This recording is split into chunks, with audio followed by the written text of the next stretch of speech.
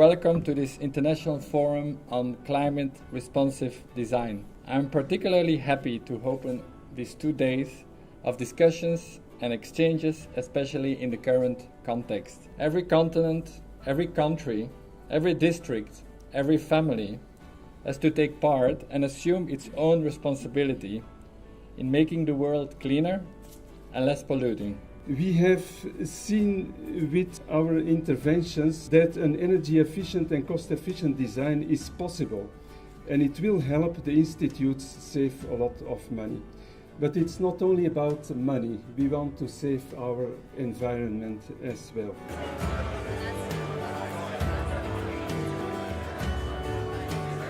Dr. Olveni, do you believe that architects should be aiming to have no harm or to do less harm in the built environment? It really comes to the person. You'd like to get to a point of no harm, but in where we are right now, it's less harm. Just the nature of the society we're in right now. Because we've got to a point, and I can only speak from where I've worked. Right now in Uganda, it's all about maximize returns, which essentially means maximize profit. But the consequences of that we will not see for 20 years. And so we have to make that decision. Can we stop engaging in activities that our children are going to pay for? So we thought we can do something more useful and bring architects and engineers together, architects and engineers from East Africa, around a topic that confronts us in our daily lives. We have one of two groups that were dealing with the same question. Just to recall the questions, the first question was, what are the criteria for material selection? We talk about ecology, but also the ecosystem from an economic point of view.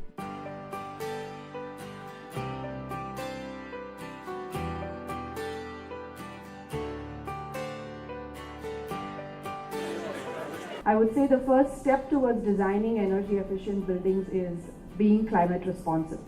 If you don't take into consideration what your topography is, what the microclimate of the region is, you're not going to get a very energy efficient building. So universally, goals of energy efficient buildings globally are going to remain the same. You're trying to look at how you're going to reduce the water usage, the energy usage, how you're making eco-friendly buildings.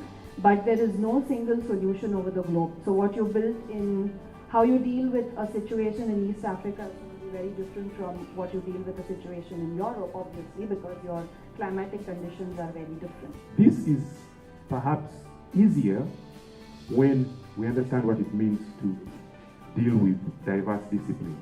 A lot of these projects are very successful because of how interdisciplinary those practices set out to be. I saw some eco-sun toilets in your presentation. Yeah.